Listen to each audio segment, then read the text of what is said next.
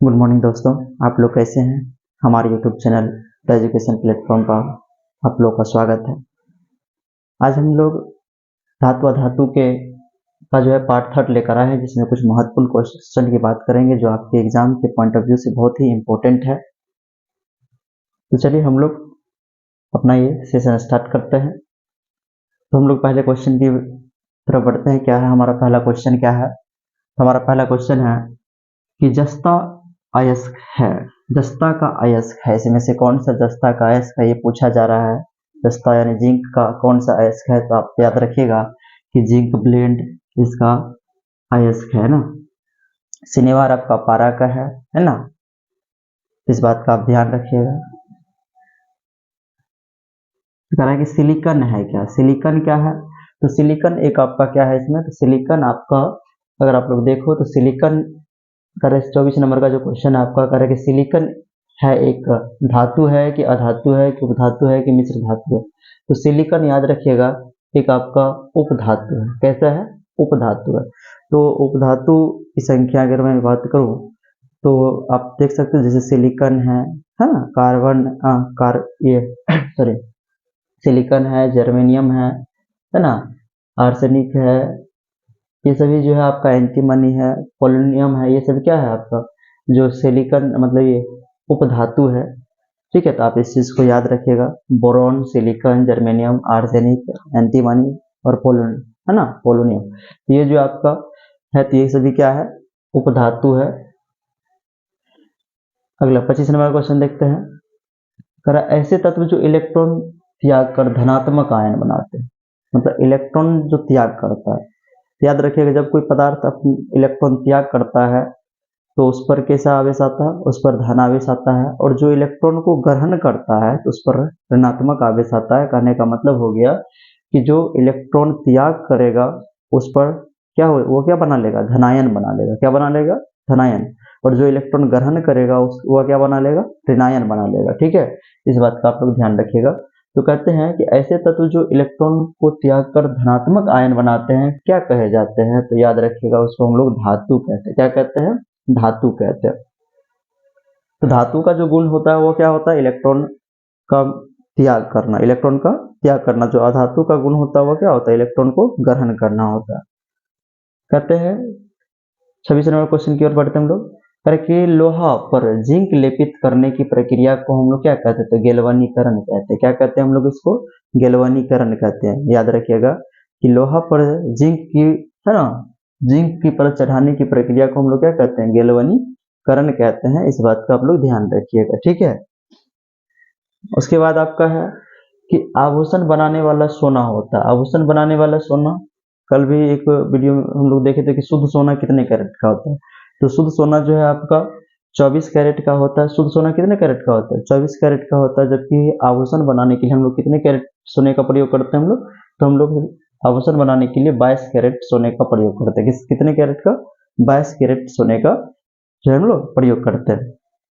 उसके बाद क्वेश्चन कहा है कि निम्न में सहसंयोजक यौगिक है। तो सहसंयोजक यौगिक को हम लोग उस तरह के यौगिक को कहते हैं जो इलेक्ट्रॉन के साझे के फलस्वरूप बना होता है। तो याद रखिएगा इसमें जो है आपका CH4 हो जाएगा। क्या हो जाएगा? CH4 होगा जो इलेक्ट्रॉन के साझे के फलस्वरूप बना है। ठीक है, तो याद रखेंगे यानी कि जब इलेक्ट्रॉन के स्थानांतरण से कोई यौगिक बनता है तो वह आपका विद्युत संयोजी यौगिक कहलाता है। जबकि यहाँ पर जो आपका क्या है? सहसंयोजक यौगिक है ना, तो ये आपका क्या कहलाएगा? मतलब जो इलेक्ट्रॉन के साझे से है ना, इलेक्ट्रॉन के साझे के फलस्वरूप बने होते हैं। तो आपका CH4 इसका आंसर हो जाएगा। ठीक है, उसके बाद निम्न में कौन उत्कृष्ट तत्व है? उत्कृष्ट मतलब जिसको हम लोग अक्रिय गैस कहते हैं, निष्क्रिय गैस कहते हैं, नोबल गैस कहते हैं, इनर्ट गैस कहते हैं। तो ये सभी जो है आपका उत्कृष्ट गैस का नाम है, तो आप याद रखेंगे। तो कह रहा है कि निम्न में से उत्कृष्ट गैस कौन है? तो उत्कृष्ट गैस यानी कि हम लोग याद रखिएगा कि अक्रिय गैस या उत्कृष्ट गैस का जो समूह होता है आवर्त सारणी में वर्ग 18 होता है। वर्ग 18 जिसको हम लोग शून्य वर्ग के नाम से जानते हैं। वर्ग 18 के तत्वों को ही हम लोग अक्रिय तत्व के नाम से जानते हैं या उत्कृष्ट तत्व के नाम से जानते हैं। तो वर्ग 18 में कौन कौन से आते हैं? हीलियम आते हैं, नियॉन आते हैं, आर्गन आते हैं, क्रिप्टन आते हैं, जेनॉन आते हैं, ठीक है, रेडॉन आते हैं। तो ये आपका इसमें से क्या हो जाएगा? देख सकते हैं। इसमें जो आपका आंसर हो जाएगा वो क्या हो जाएगा, आर्गन हो जाएगा। ठीक है। अब कहता है कि ताम्र एवं टीन, कॉपर और टीन का के मिश्र धातु को हम लोग क्या कहते हैं, तो याद रखिएगा कांसा कहते हैं, है ना। ताम्र एवं टीन यानी कॉपर और टीन के मिश्र धातु को हम लोग क्या कहते हैं, कांसा कहते हैं। और पीतल की जानते हैं कि कॉपर और जिंक का होता है, पीतल किसका होता है, कॉपर और जिंक का होता है। ठीक है। उसके बाद आपका है कि पीतल है क्या है, पीतल एक आपका मिश्र धातु है। क्या है, पीतल एक क्या है, मिश्र धातु है। पीतल एक क्या है, मिश्र धातु है, इस बात का ध्यान रखिएगा। पीतल किसका किसका बना होता है, आपका कॉपर और जिंक का, कॉपर और जिंक का ये बना होता है, कॉपर और जिंक का बना होता है क्या चीज, पीतल। अरे कमरे के ताप पर द्रव अवस्था में रहने वाली धातु कौन सी है, तो कमरे के ताप पर द्रव अवस्था, इससे पहले हम लोग अधातु के बारे में देखे थे कि कौन सा अधातु जो है कमरे के ताप पर द्रव अवस्था में रहता था, तो हम लोग देखे थे ब्रोमीन। क्या, ब्रोमीन। यहाँ पर धातु पूछा है, तो कौन सा धातु जो है कमरे के ताप पर द्रवावस्था में रहती है, तो वह कौन सा धातु है, तो आपका पारा, जिसको हम लोग मरकरी भी कहते हैं। क्या कहते हैं, मरकरी भी कहते हैं, मरकरी भी कहते हैं।